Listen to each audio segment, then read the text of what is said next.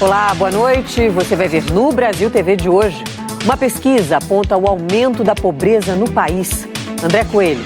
Mônica, a pesquisa mostra que houve um avanço de 42% na população pobre do país entre 2020 e 2021. Os detalhes já aqui no Brasil TV. Um jovem é encontrado morto depois de naufragar numa área de garimpo em Roraima. Ailton Alves. Mônica, o jovem de 23 anos, estava em uma corredeira que naufragou no rio Arariquara. Daqui a pouco eu conto os detalhes aqui no Brasil TV. 4 pessoas morrem num acidente no Pará.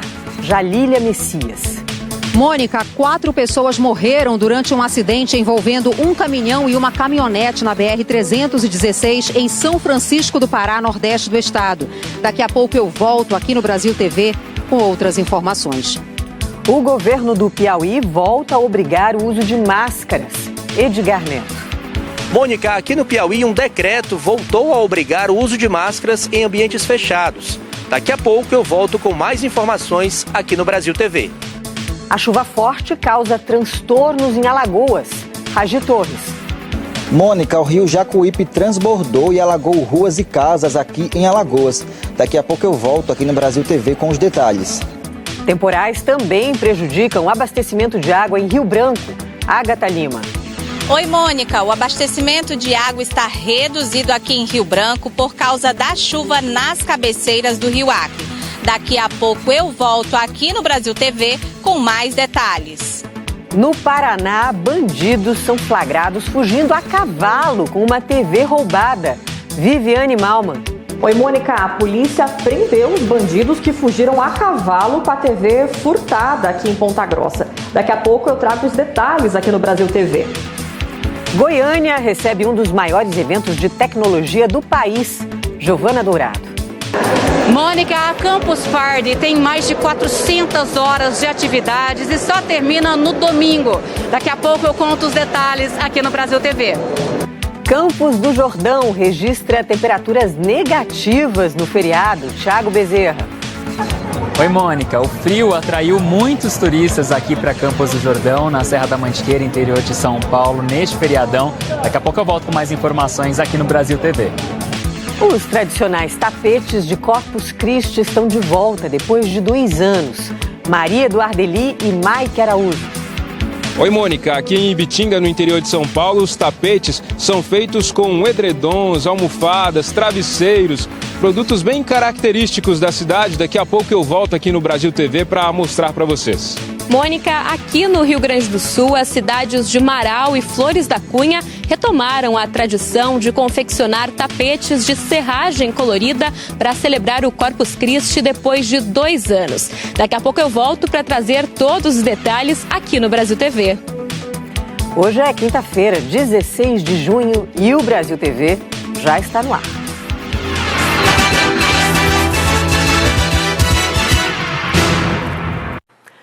A gente começa falando do caso do indigenista Bruno Pereira e do jornalista britânico Dom Phillips.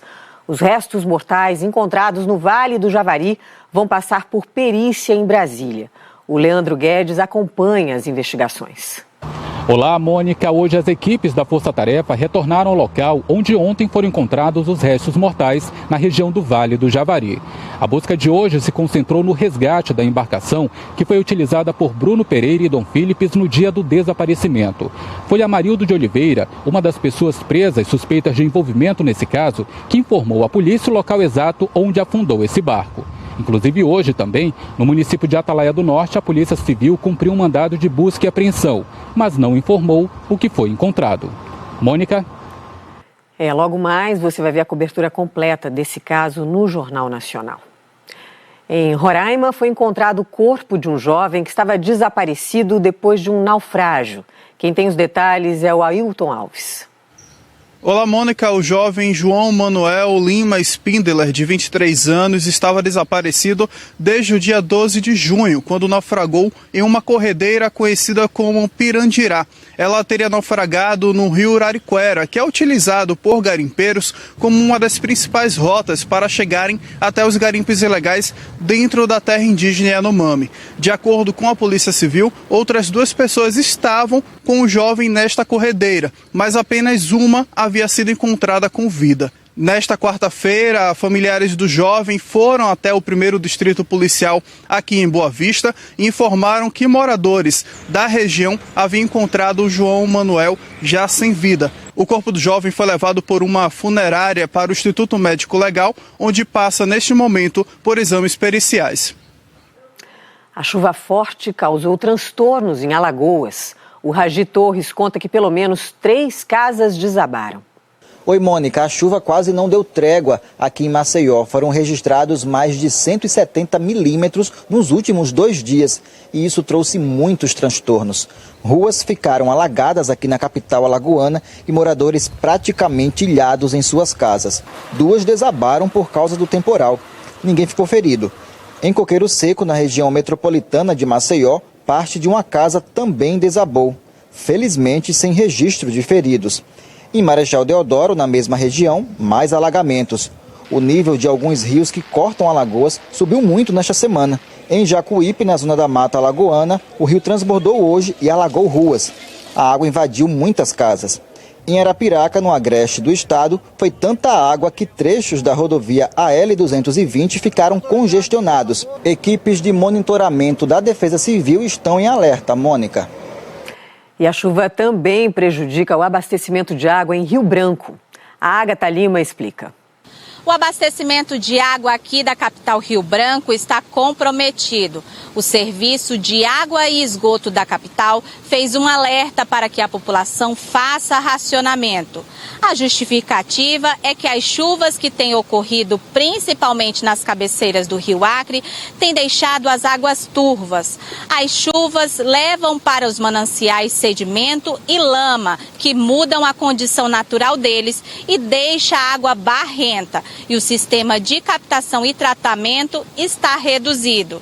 O Serviço de Água e Esgoto de Rio Branco disse que vai ser priorizado o abastecimento para hospitais e que pode ser que alguns locais fiquem de 1 a 3 dias sem abastecimento até que baixe a turbidez. Eu volto com você aos estúdios.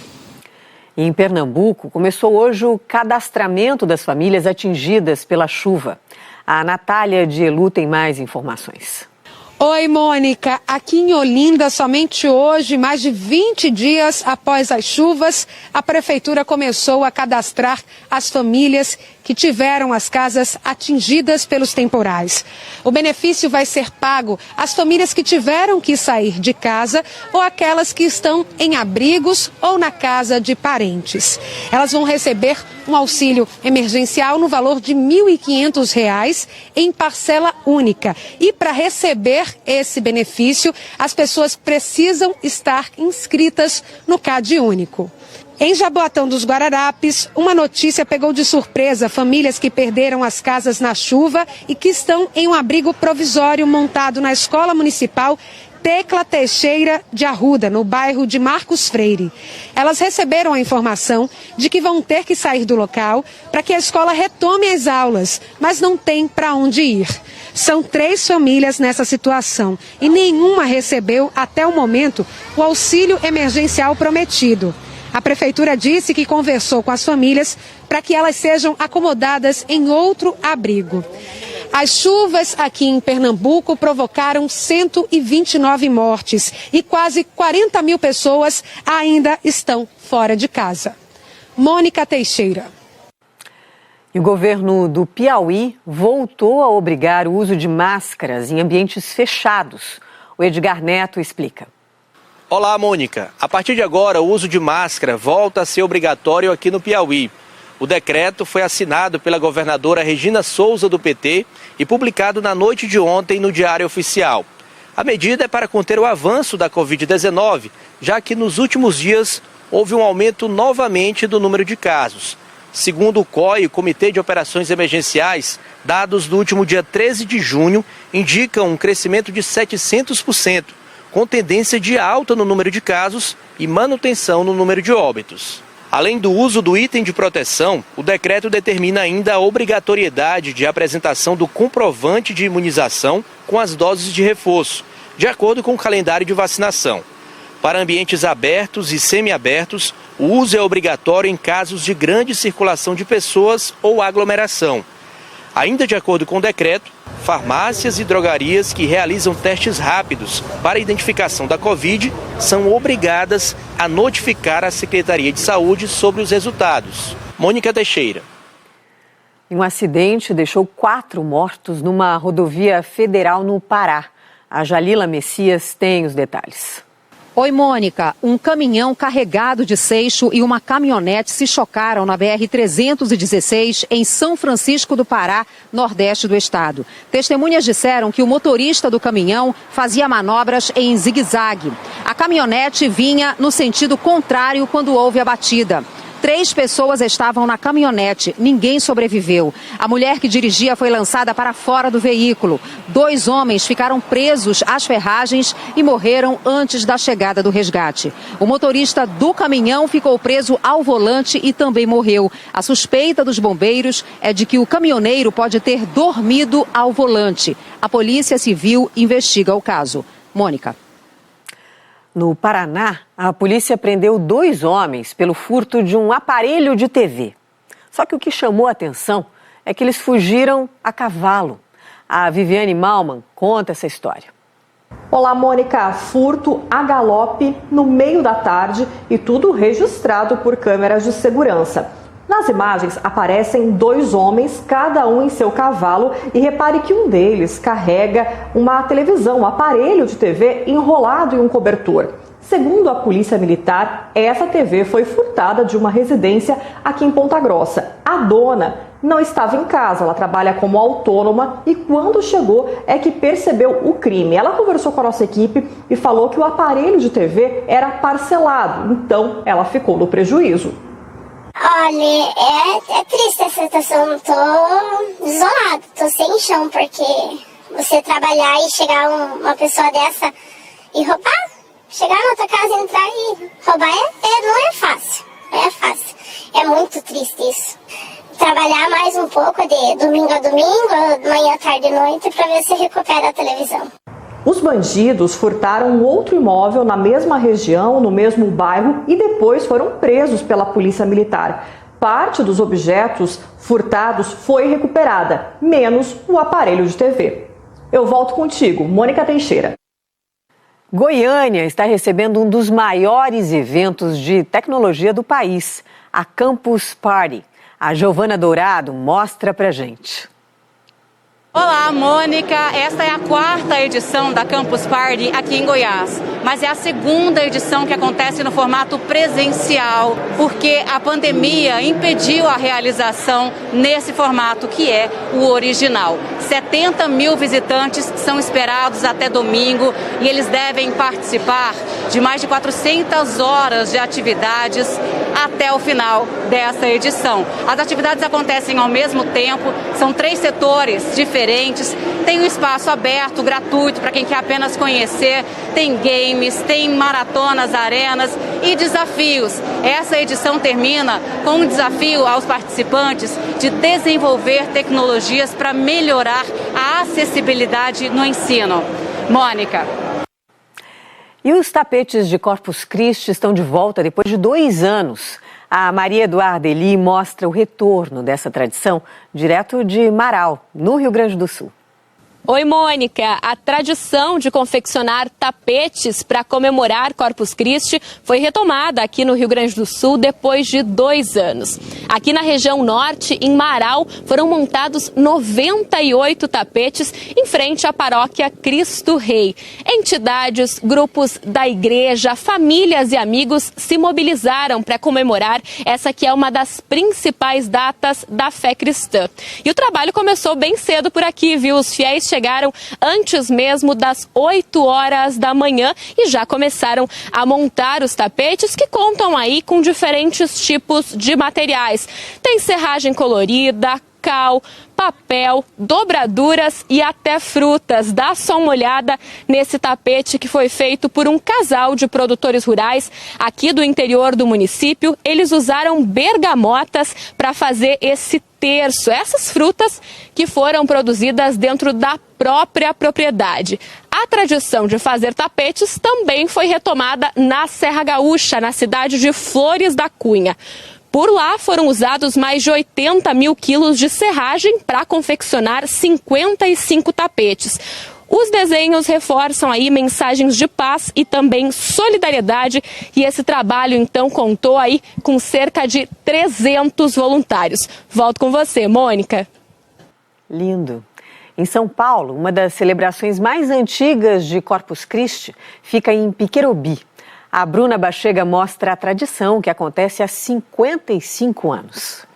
Oi, pessoal. O tapete aqui no município de Piquerobi foi montado por cerca de 350 voluntários. E todo esse trabalho começou hoje, antes mesmo do sol nascer. Claro, muita expectativa, né? Depois de 2 anos sem a realização dessa festa. Foram meses de preparação. Ao todo são 550 metros de artes que trazem mensagens sobre a Eucaristia, paz no mundo e a campanha da fraternidade. Foram usadas quase 40 toneladas de granilhas, pedrinhas bem pequenas, feitas de calcário e que foram tingidas. Esse é o caminho por onde o Santíssimo passa durante a procissão.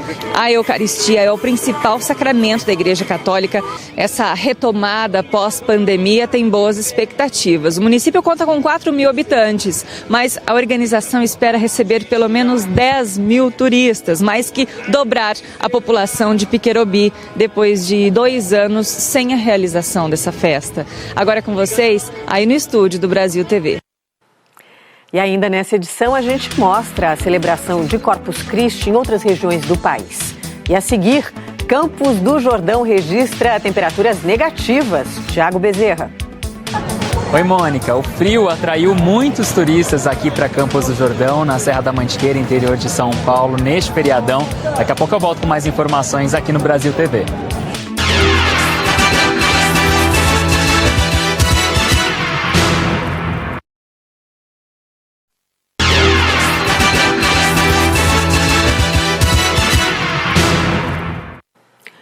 O Brasil TV está de volta com uma pesquisa da Fundação Getúlio Vargas que revela o aumento da pobreza no país.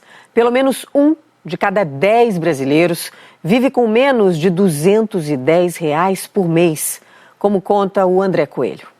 Olá, Mônica. Olá, amigos do Brasil TV. Os números refletem a pressão sofrida pela população mais pobre do país aí nos últimos anos. Se a gente considerar a população com uma renda abaixo de R$ 210 por mês, desde 2016 o indicador apresentou um movimento de alta. Em 2020, com o auxílio emergencial durante o começo da pandemia, houve uma queda. E em 2021, uma forte alta e a taxa ficou em quase 11%. Isso representa um aumento de mais de 42% de um ano para o outro. Considerando a população com uma renda menor ainda, de até R$ 105 por mês, os números também tiveram alta. De 2016 a 2019, houve avanço no número de pessoas nessas condições. Aí uma queda em 2020, no começo da pandemia, e uma forte alta em 2021, com quase 6% da população vivendo com tão pouco. Segundo a pesquisa, assim como a pobreza, a desigualdade teve alta em 2021, depois de ter caído em 2020. O levantamento mostra uma queda na renda da população mais pobre nesse período. O repasse de auxílio do governo federal durante o começo da pandemia foi importante para assegurar esse indicador, mas a pobreza voltou então a avançar no ano seguinte, em 2021. Importante lembrar que tudo isso ocorre em meio a um período de inflação alta, preços de alimentação subindo e um mercado de trabalho ainda sem reagir tanto, o que pressiona ainda mais as famílias. Volto com você, Mônica. Em Campos do Jordão, na Serra da Mantiqueira, o dia começou com temperatura negativa e fez a alegria dos turistas nesse feriado. O Tiago Bezerra acompanhou a movimentação na cidade. Oi, Mônica. O frio trouxe muitos turistas aqui para Campos do Jordão, a cidade mais alta do Brasil, na Serra da Mantiqueira, interior do estado de São Paulo. Isso porque Corpus Christi é considerado o principal feriado na cidade, a abertura da temporada de inverno. E muitos turistas devem passar por aqui ao longo dos próximos dias. Até o próximo domingo estão sendo esperados 120 mil turistas que vêm de todas as partes do Brasil, principalmente atraídos pelas baixas das temperaturas, né? Para a gente ter uma noção, hoje a mínima prevista para Campos do Jordão era de 7 graus. Porém, mais cedo, por volta de 5 e meia da manhã, o termômetro que fica lá no portal de entrada na cidade chegou a marcar menos 3 graus. Um prato cheio para quem gosta de frio, quem gosta de turismo e muito otimismo, principalmente para o setor hoteleiro, que segundo o sindicato que representa a categoria, está com quase todos os leitos ocupados, tanto em hotéis quanto em pousadas. É um momento de retomada econômica e de muita positividade em Campos do Jordão. Mônica. A gente volta a falar agora das celebrações de Corpus Christi. Em Sabará, a montagem dos tapetes começou ontem. Quem conta é o Wagner Tolendato. Olá, Mônica. Aqui em Sabará, a tradição dos tapetes atravessa gerações na cidade histórica. Os tapetes estão lindíssimos e simbolizam fé e muita esperança. Diferente dos anos anteriores, o pessoal não ficou desde a madrugada confeccionando os tapetes. A prefeitura aqui de Sabará optou fazer uma campanha para incentivar a participação da população na preparação e na montagem desde ontem. Isso até mesmo para evitar o frio da noite e da madrugada. Depois de uma missa campal em frente à igreja de Nossa Senhora do Rosário, fiéis saíram em procissão pelas ruas da cidade histórica até a igreja de Nossa Senhora da Conceição, onde aconteceu a bênção final. Ano passado as pessoas mantiveram a tradição, mas com pouca gente transitando em esquema de drive-thru. Este ano, turistas e moradores puderam participar das celebrações e celebrar a vida de Jesus Cristo. Volto com você, Mônica. No interior de São Paulo, os tapetes cobriram mais de 1 quilômetro das ruas da cidade de Matão. Quem mostra é o Rafael Castro. Cerca de 500 voluntários ajudaram a confeccionar os famosos tapetes coloridos aqui de Matão, no interior de São Paulo. A cidade realiza uma das mais famosas e tradicionais festas de Corpus Christi do Brasil. Os tapetes formam uma tradição que dura 74 anos já. E os trabalhos começaram bem cedo, viu? Por volta das 4 horas da manhã. Os voluntários acordaram cedinho para enfeitar 1.200 metros de ruas no centro da cidade. Eles usaram um material chamado dolomita. É um pó que vem do calcário, um pó fininho que garante um acabamento muito especial a esses desenhos gigantes, que depois formaram uma cruz enorme bem no centro da cidade, em frente à Igreja Matriz. O feriado de Corpus Christi marca a introdução da Eucaristia nos rituais católicos. Pão e vinho se transformam no corpo de Cristo. E é sempre às quintas-feiras, porque, segundo a tradição, a última ceia foi numa quinta-feira. Depois teve a procissão no fim da tarde e os devotos passaram por cima dos tapetes. Rafael Castro, de Matão, no interior de São Paulo, para o Brasil TV. Em Ibitinga, a capital nacional do bordado, retomou a tradição dos tapetes feitos com os produtos confeccionados pelas bordadeiras e indústrias de São Paulo. O Mike Araújo mostra agora pra gente.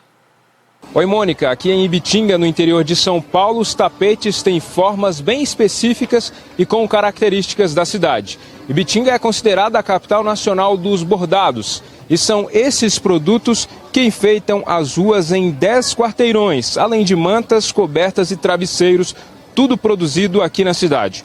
A procissão de Corpus Christi em Ibitinga é assim há cerca de 40 anos. Depois da paralisação nos últimos 2, tinha muita gente com saudade. São esperadas 10 mil pessoas ao longo do dia.